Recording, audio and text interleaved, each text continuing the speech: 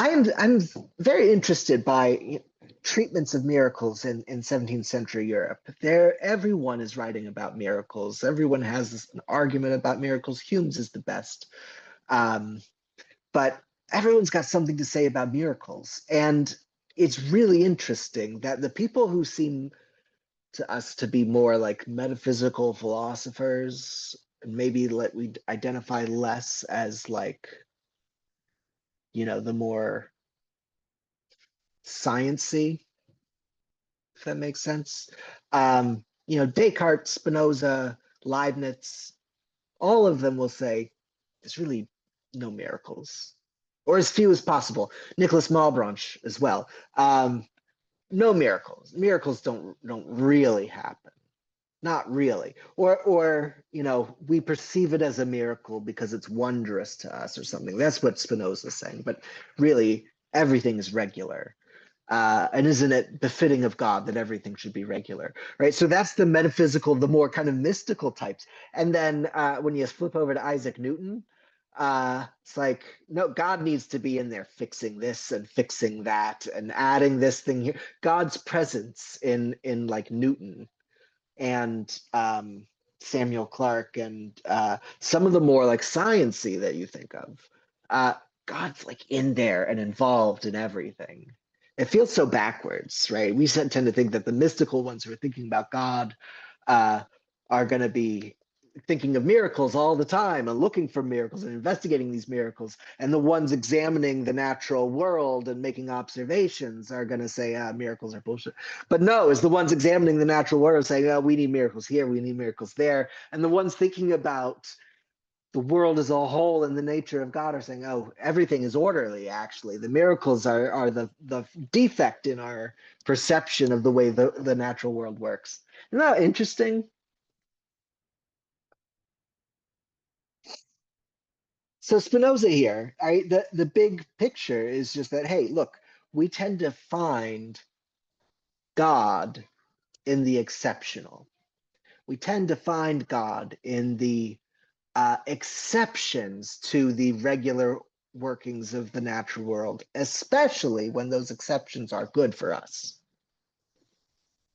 Okay, fair. I mean, he says this uh, about the same thing at the beginning of the work, right? That we find ourselves in superstition because of fear, right? I mean, so much of it has to do with what the world's giving us in the moment, right? So the exceptional, especially the good exceptions, we're going to say, oh, this is proof of divine favor. This is finally proof that there's something out there looking out for me. And Spinoza says this is entirely backwards. Um, God is in the regular. Spinoza's God is nature, right?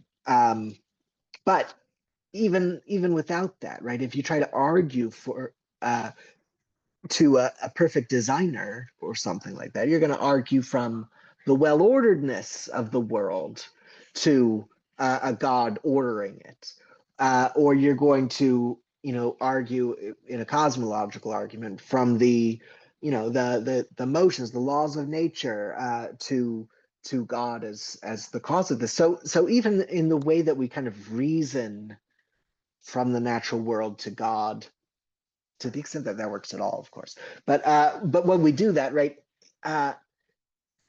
the the mistakes, the errors, the exceptions to the order get in the way of that inference. They actually block our inferences to a creator or something like that. And more than that, Spinoza says, hey, look, when we're seeing these exceptions, we just don't know what's going on, right? It's kind of like a God of the gaps kind of thing, right? Actually, interesting. Spinoza says part of the reason people do this is because they want to oppose the natural sciences. Spinoza, already, 17th century Netherlands, Spinoza saying people are against the sciences, and for that reason, uh, they're like looking at the wondrous, and they're wanting to keep the mystery in everything, and the sciences explain things and make things boring, and So already in the 17th century, before there really even is such a thing as science, right? I mean, Newton's not up and running yet. Right? This is pretty early. Spinoza's already seeing that we're going to prefer an enchanted view of nature that we don't understand to an orderly one that we're coming to understand.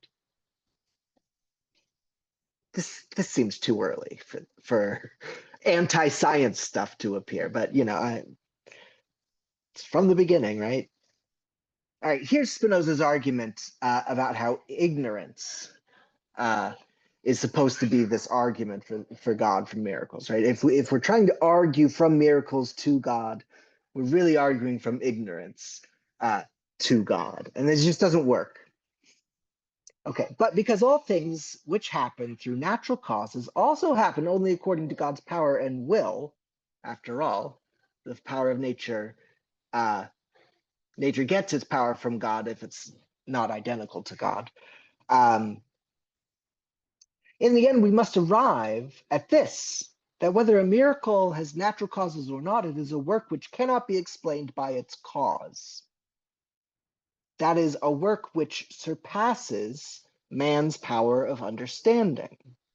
Sexist language there, but from such a work and from anything surpassing our power of understanding, we can understand nothing.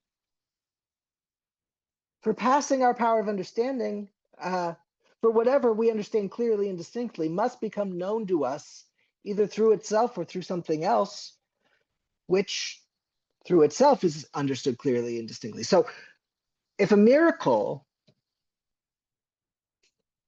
right, that maybe some of the ordinary workings of the natural world, we can understand them. And yeah, it's God's power that makes everything go, Spinoza says.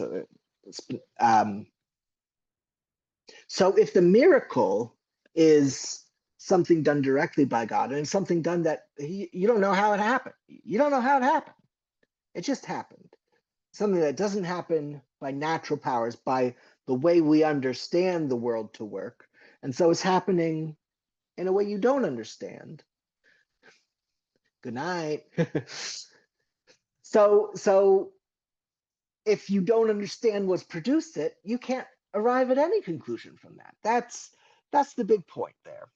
So, from a miracle or a work surpassing our power of understanding, we can understand neither God's essence nor God's existence, nor absolutely anything concerning God and nature.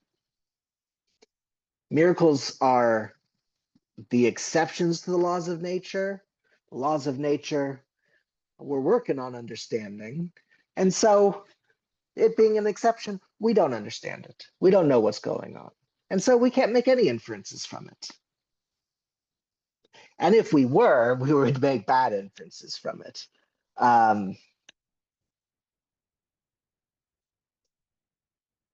and here he brings up omnipotence. If, say, God could make a bush burn without being consumed, classic miracle, classic God. Right? If God could make a bush engulfed in flames without being consumed, um, what would it tell us about God? What would it tell us about the power of such a being? That it surpasses the power of nature? No, not necessarily, right? I mean, it would only tell us that God has the power to make the bush be engulfed in flames without being consumed. I mean, sure, that's more power than I have, but that's not an argument for an omnipotent being. Okay, I have this problem with Spinoza, though. I'm not sure Spinoza gives us an argument for an omnipotent being. Clearly, all right, Spinoza's world is infinite. Spinoza's God is infinite. Spinoza's God, produces the whole world. Spinoza's God is the whole world. Okay, so Spinoza's God has the power to produce all that is produced. But could Spinoza's God have produced the world differently? Does Spinoza's God have the power to produce anything other than the world? Kind of no. But there we're kind of beyond our language, I think, right? But it seems to me, Leibniz's God can create many different possible worlds. Leibniz's God can do anything that's possible. But then again, Spinoza's God can do anything that's possible too. It just happens to be that this world is the only thing that's possible. These words, they don't travel well from one philosophical system to another, right? So, what do we do when we try to pit, say, Leibniz's God's power against Spinoza's God's power?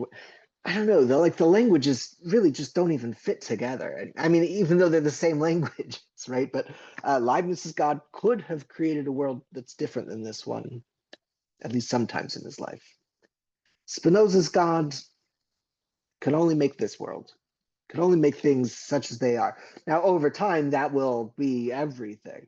That's everything that could exist. But then again, if it's not part of this timeline, then it couldn't exist.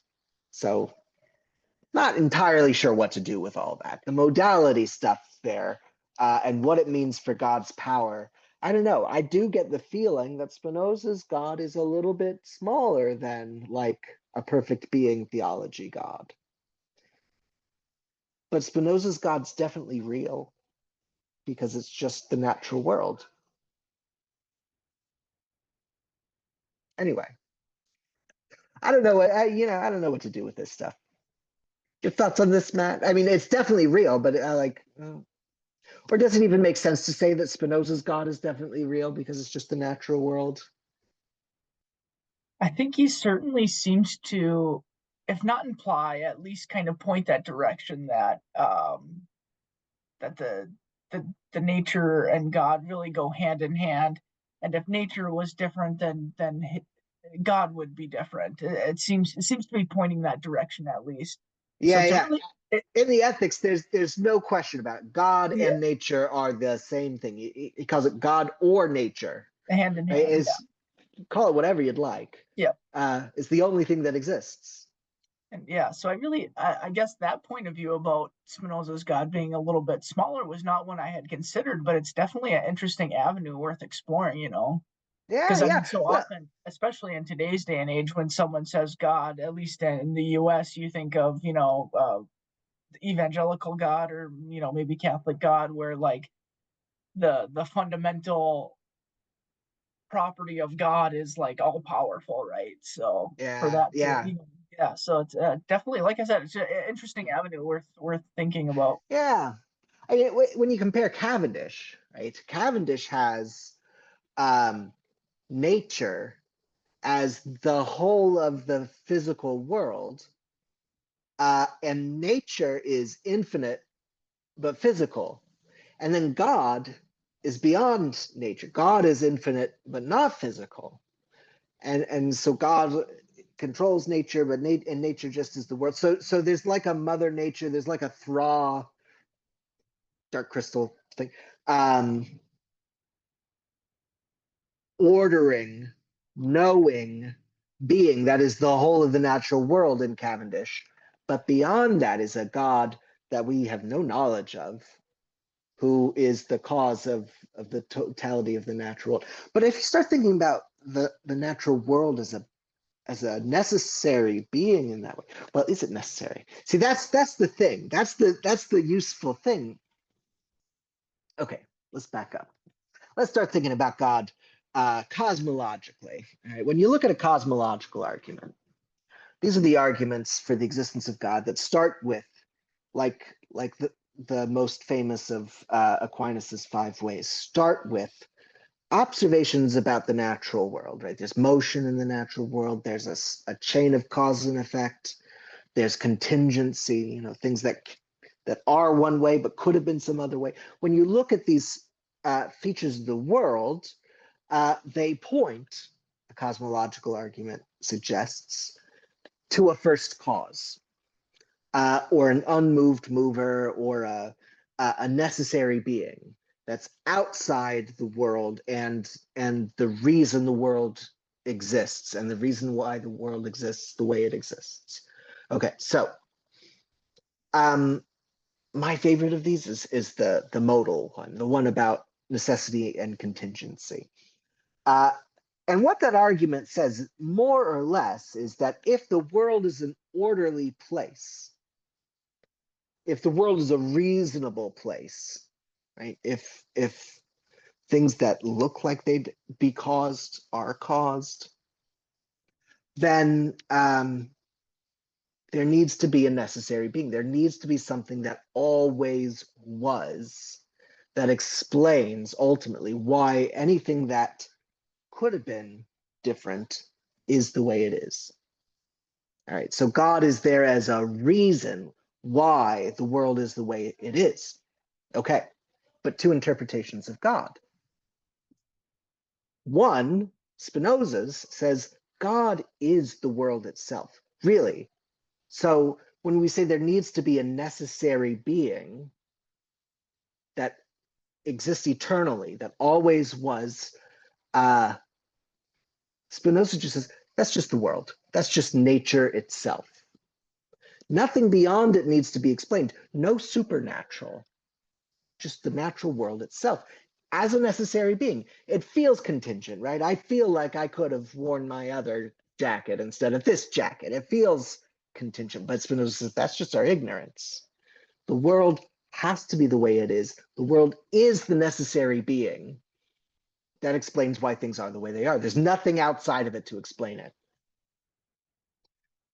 The other view, the more traditional theistic view, says that there is a being beyond the world. Right? The world really could have been some other way. I really could have put the other jacket on. The reason I didn't ultimately goes back to, and the whole reason the world exists at all ultimately goes back to a being beyond the world who is different.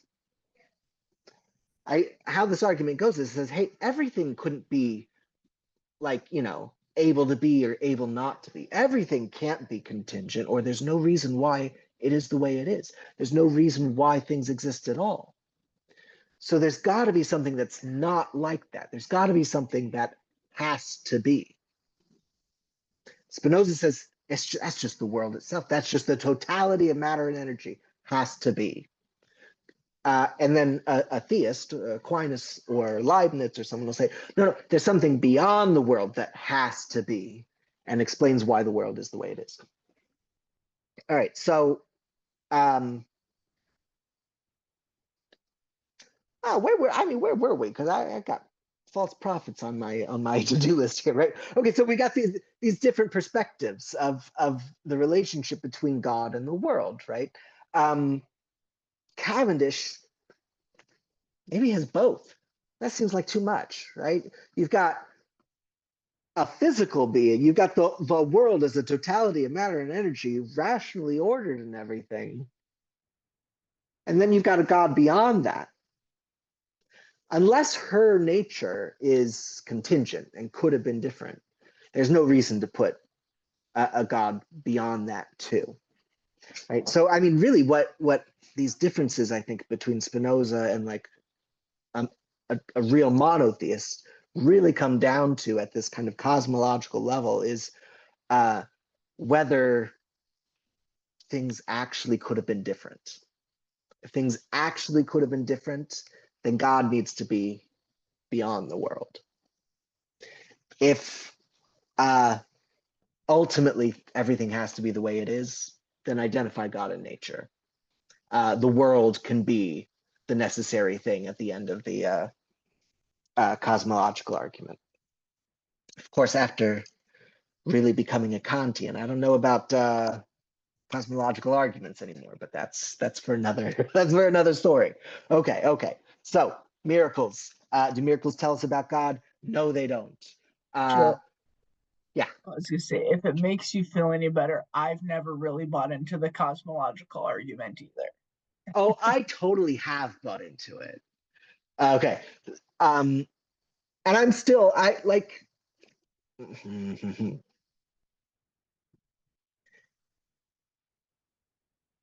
this is a bit of an aside, but let's just go into it, okay?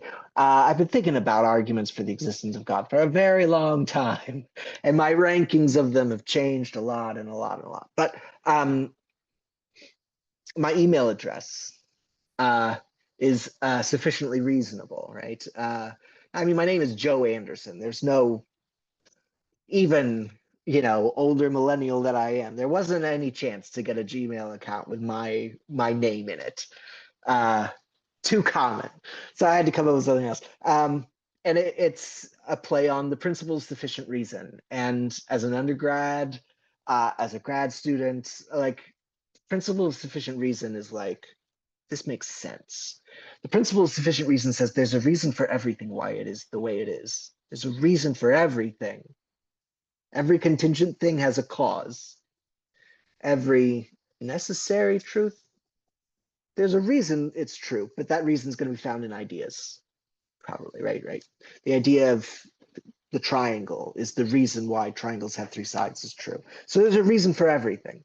Okay, Leibniz says that the principle of sufficient reason makes metaphysics into a science. That's kind of interesting, right? But it's kind of a key to discovering certain metaphysical truths. But is the principle of sufficient reason true? It says that there's a reason for everything. Not a good reason, not like a consoling reason, but like the world is a rational place. Things don't just happen. Is it true? I mean, I want it to be true. But this is the Kantian turn here, okay? Constructing a metaphysical picture of the world,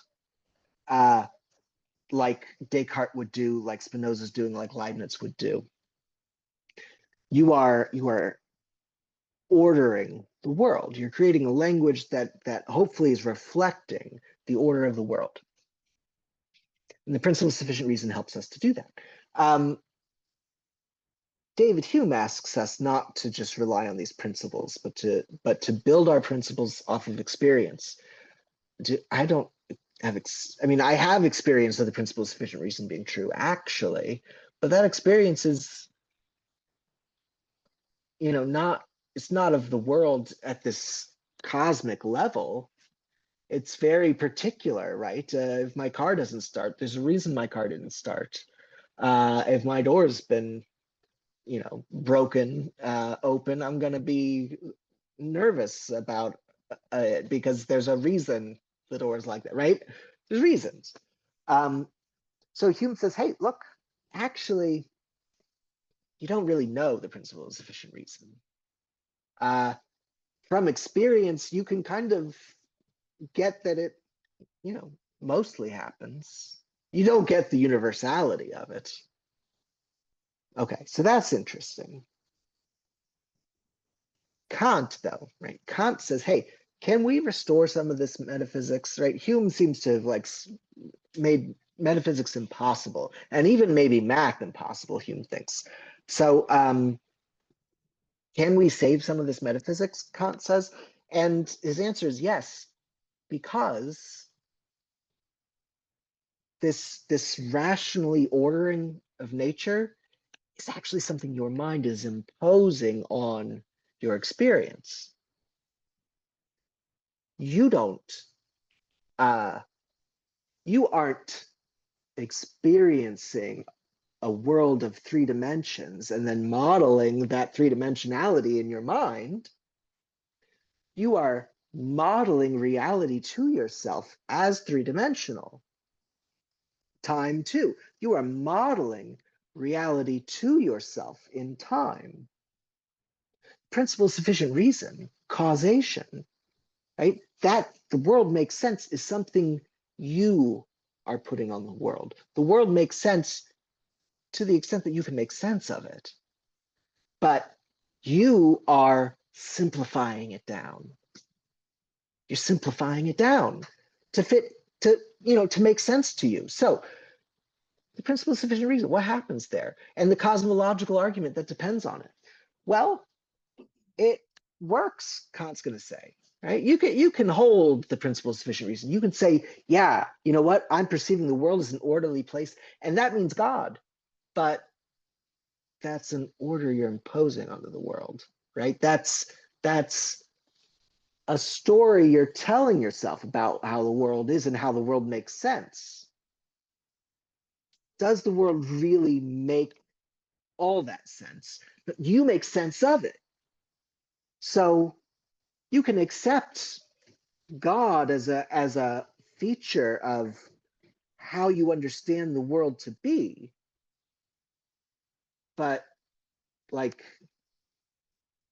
are we talking about like a divine being? Like, we're never really going to get there. We're never really going to get outside of the way we make sense of the world to see how it really is, right? So I don't know what my big point on that was. Spinoza's ordering the world.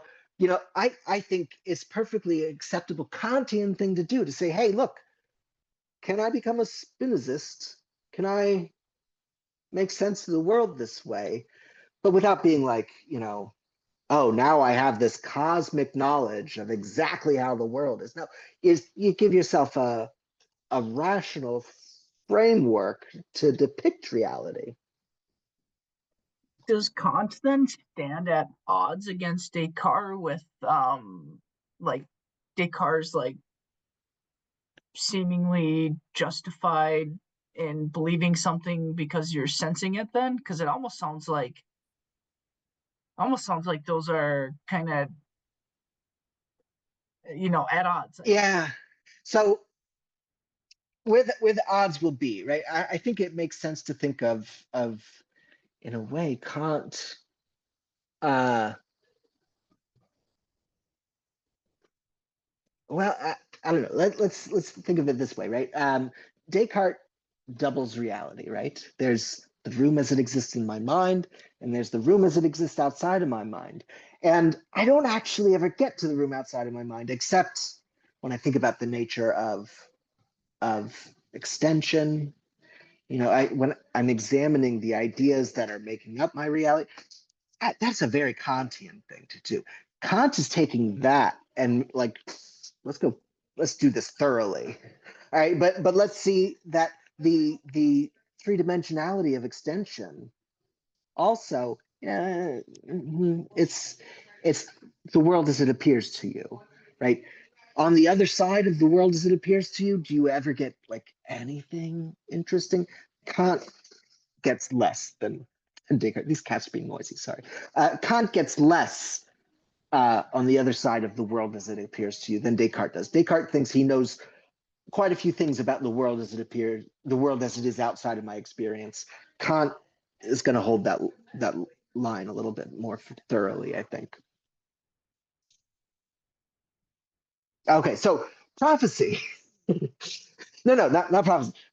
Miracles, right? Miracles aren't going to tell us about God. Miracles aren't going to tell us anything. um, to really understand God, Spinoza says you want to understand the regularity. You want to make sense of reality. I keep doing in the. This seems too imposing in the cameras. Oh, I'm easily distracted. That's me. Okay, all the more he says. Oh, uh, false prophet. We're warned in Scripture that false prophets will have miracles. All the more reason not to think that miracles are revealing God to you. Miracle is something you don't understand where it came from. You shouldn't make any inferences from it. And Moses even tells you to watch out for false prophets performing miracles. So, yeah, let's stay away from that.